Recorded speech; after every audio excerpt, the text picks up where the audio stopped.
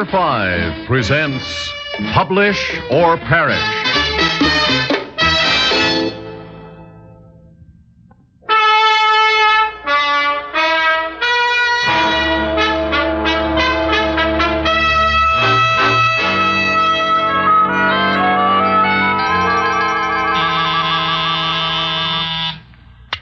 Mr. Rand, please, I asked you to hold all calls while I'm talking to Professor Morehouse. Oh, Arthur, the pressures. Why anyone would want to run a university today? I would imagine it would be interesting, exciting. Well, perhaps you'd like it. I'm a scholar like your father was. I loved teaching. I loved research, just as he did. But there is much that is disagreeable. For instance, our little conference today. Really? You asked me to come, and I have the odious duty to warn you that your position, both as psychology professor and head of the Psychological Institute, is in danger. Now, it hurts me to say this because the name Morehouse means a great deal at Cavendish. It was your father's pioneering work in research that put Cavendish on the road to greatness. Ah, there was a great man. Well, I've never claimed that I am in my father's class, but I thought my teaching was satisfactory. There's been no complaint on that score. But are you aware, Arthur, that you've not published an original piece of research in nearly 10 years? Not since you did that very promising study of the IQ of prison inmates. But, Dr. Woodward, I must protest. The fact is that I have published at the least 3 papers a year. With George Gallant collaborating. I know all about that. In science today, teamwork is... Oh, come on, Arthur. We've both been in this business for a long time. We know what that means. Now, when I was an assistant, I put my professor's name on several papers which were written with his advice. And in your case, the rumor is that you don't even see what Gallant writes until it's published. I have great confidence in George Gallant. He's a brilliant young man. Very true, Arthur. That's why I've wondered why he stays on year after year as your assistant. Dr. Woodward, are you implying... I am saying that he should be farmed out to some smaller college and groomed for a professorship at Cavendish. I couldn't recommend him. He's so gross, so crude, so... Well, socially inept. He'd embarrass us. He has brains, Arthur, and that's what we're looking for in colleges today. Incidentally, you never told me where you found him. Well, let's just say, Dr. Woodward, that I found him. And let's just say, Arthur, that I can't protect you much longer. Protect me? From whom? The faculty is beginning to cry favoritism. In your case, we have been breaking our cardinal rule, publish or perish. I'm giving you ample warning. You either show evidence of your ability by producing original work of merit, or, Morehouse or not, you will be replaced. Replaced? To speak plainly, fired.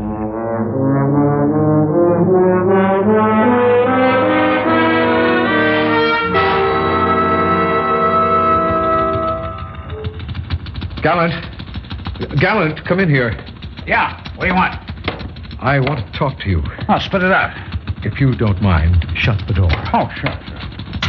That blasted machine makes a racket, but I'm getting some great results. I've had a little chat today with Dr. Woodward. Oh, yeah. How was the old geezer? Dr. Woodward is very well, but he was rather concerned about me. Oh, yeah? What's the score? Well, he was telling me that I've given possibly too much time to administration and public relations, that sort of thing, eliminating the possibility of my doing any original research. Now, that's creating difficulties for him in getting grants to continue our work in the Psychological Institute. Oh, yeah. Hey, well, that's tough. And I started worrying about you, Gallant. You're not as well established as I am, and if I had to let you go for lack of funds, it would be hard for you. Yeah? Go ahead. Well, under the circumstance, I had a thought. Why not lend my name to your differential reaction paper? I think I could make quite a splash with it when it was published. Lend your name, huh? Yes, I think I could attract quite a bit of attention. Well, naturally, as my assistant, I'd give you credit in a preface or a footnote. Well, George, what do you think of the idea? You want me to tell you? Well, I'm asking you. I think it stinks. What? Brother, you don't have a clue to what I'm saying in it. I think you're overstating the case, Gallant. Very imprudent. Imprudent or not, it was my idea. I did the research. I did all the work, right or wrong. I merely suggest... Well, I'm a little sick of your suggestions. Gallant. I'm fed up with having you stick your name on everything I do. I will try to ignore your last statement, though it was quite predictable. It's too much to expect someone like you to evince any gratitude. Gratitude? Oh, brother. Gallant, you are a great disappointment to me. I could be. But at least I'm not a phony like you. Someone ought to expose you, Doc. That'll be all, Gallant. If anyone is to be exposed, it will be you. How long do you think you'd last at Cavendish if it were known that I picked you up in the Wisconsin State Penitentiary? With an IQ of 180 plus. That's what interested you. You figured I had that kind of a large, ripe brain that you could pick and get fat on. And what about your wife? Do you think that Angela would stay with you if she knew you had a prison record, that you were a jailbird, that you were mixed up with a bunch of crooks in a cold-blooded holdup? You dirty... I paid for that long ago. You... Okay. What do you want to do? I will assume authorship of the differential reaction study to the benefit of both of us. And there will be no further discussion. Okay. But you'd be a dope. Everybody here on the campus knows I've been knocking my brains out doing it. You're looking for trouble if you take it. Perhaps you have a better suggestion. Yeah. I got one study in the works that I've never told you about. Only Angela knows about it. You want to be smart, you'll take it instead. Oh, I see your point. That would be quite a consideration. Thank you, George. Thank you for your advice. It's my pleasure, Professor.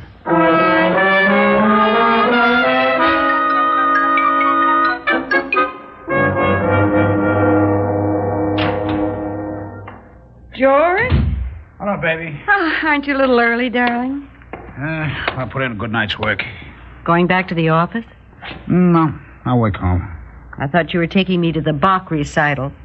Yeah, well, it's tough luck. I'll catch up on my culture some other time. The idiot hit me for another paper to brighten up his reputation. Oh, no, George. Another one of those so-called collaborations? Oh, not even that, baby. This time he wants to be the author. Only I gotta write it. I think Woody must have thrown a book at him. Probably threatened him with a pink slip. The old business, publish or perish? Yeah, something like that. I think you're a fool to do it. Oh, baby. Baby, try to understand. Just take my word for it. I have no choice. How long are you going to carry Arthur Morehouse on your back, George? Don't you know that you don't need him anymore? Well, nobody's offering me any jobs. Only because Morehouse has you bulldozed, George. Oh, I know this man. I wasn't his secretary for 10 years for nothing. He hasn't got an idea of his own. He's a brain picker. Before you, he had Davis. Before Davis, there was Goldstein. Before Goldstein, there was Milana. But they cleared out. And if you don't clear out, I will. No. I didn't marry you so that you could stay Morehouse's assistant. Now, don't worry, honey. Look, I'm going to fix that crumb once and for all. Even if I have to kill him. Oh, no, George, don't be silly. Your tough act doesn't fool me one bit. Yeah? You couldn't hurt anybody even if you tried. You want to bet? Publish or perish, eh? Well, Arthur Morehouse is going to publish and perish.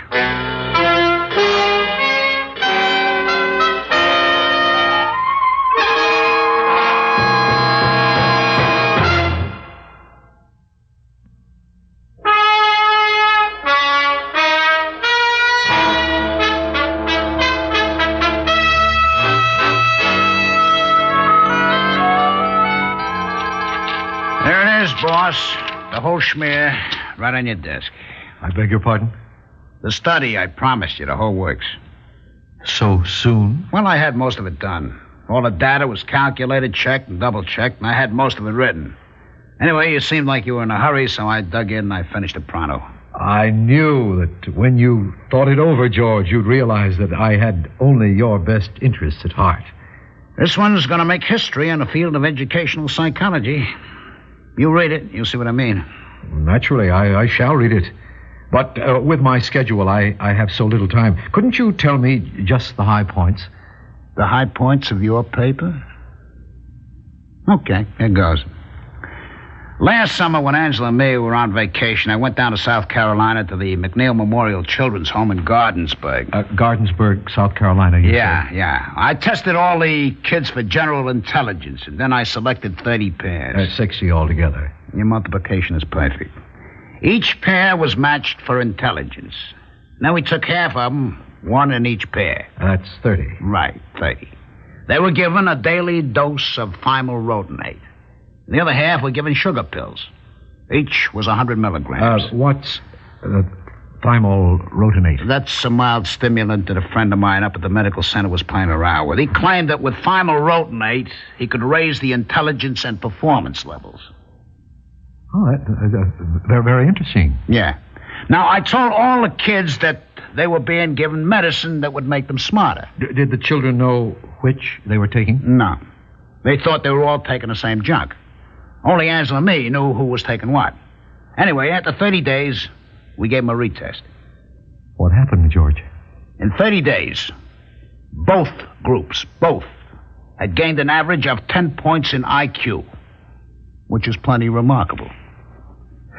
No difference at all between those who were taking the sugar and that other substance? Thymolrotenate, no. Oh, what do you deduce from that? Well, this is what you're going to say. The important thing is suggestion and suggestibility. Suggestion and suggestibility. Right. People get smarter if you tell them they're going to get smarter. How about that, Professor Morehouse? Well, that's very interesting.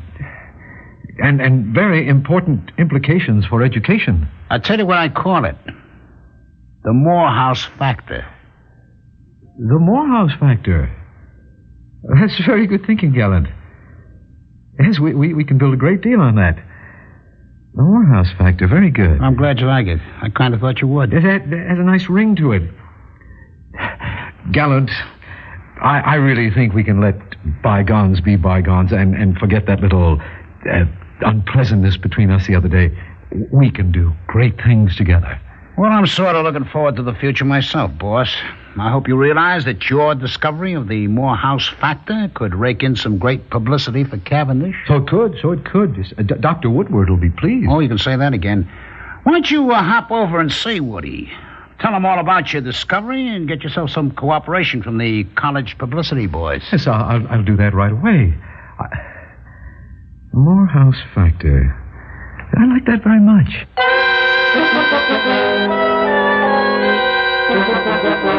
Arthur, this is the best news I've heard in months. Thank you, Dr. Woodward. And now that my hypothesis is proven incontrovertibly, I feel that it is my duty to call attention to the importance of the Morehouse factor in respect to education.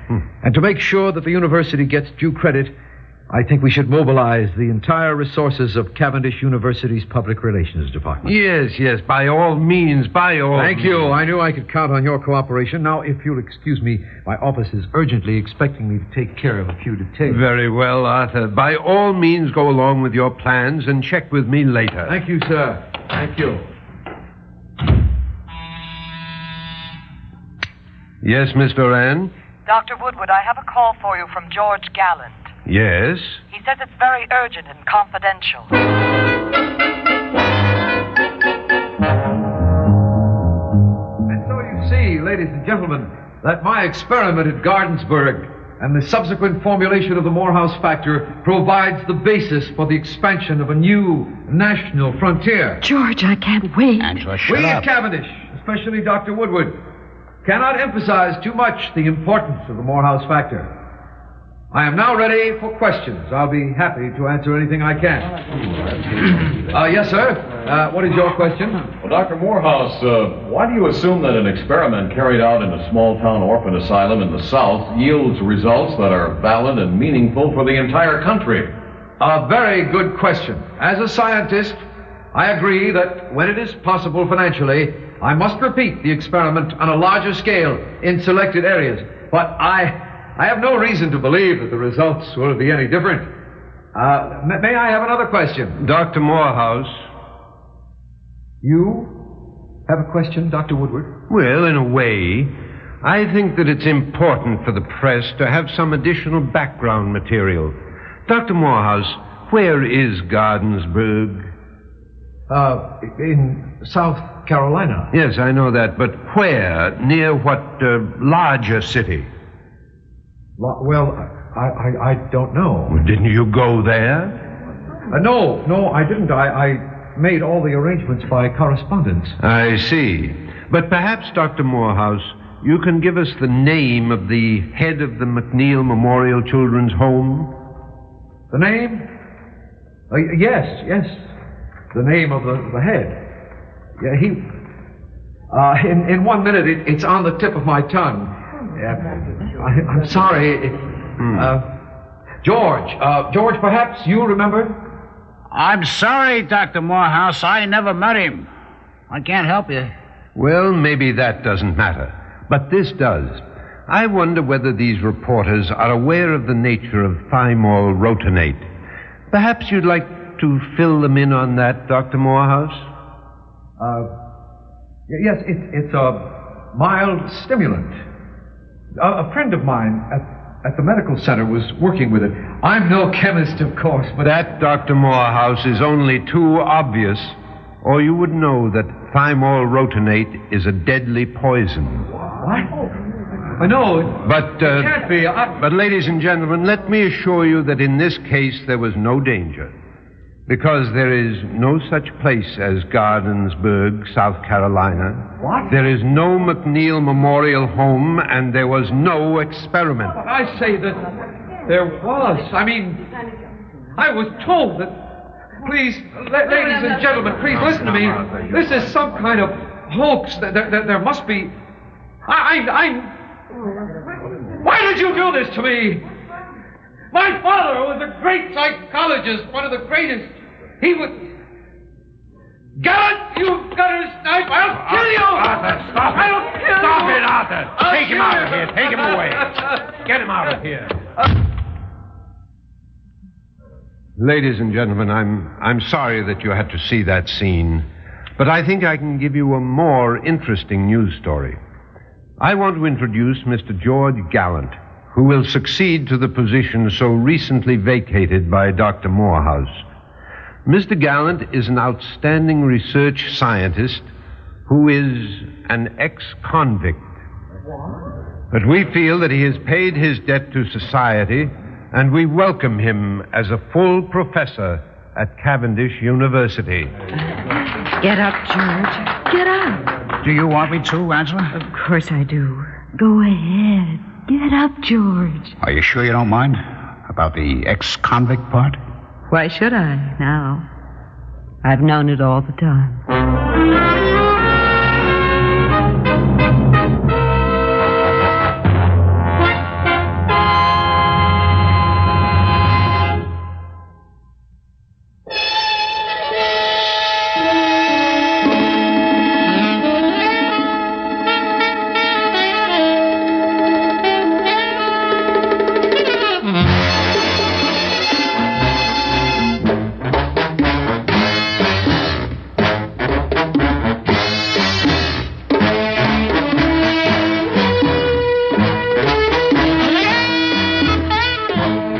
Theater 5 has presented Publish or Perish, written by Raphael David Blau, produced and directed by Ted Bell. In the cast, George Petrie, John Seymour, Fran Carlin, Ralph Bell, and Laura Stewart. Audio engineers Neil Pultz and Marty Folia. Sound technician Ed Blaney. Script editor Jack C. Wilton. Original music by Alexander Vlastotsenko. Orchestra under the direction of Glenn Osser.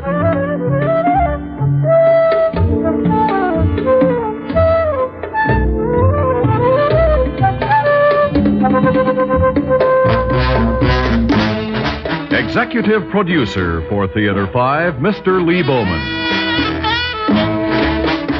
We invite your comments. Write to Theater 5, New York 23, New York.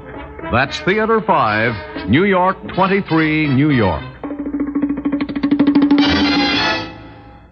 This is Fred Foy speaking. This has been an ABC Radio Network production.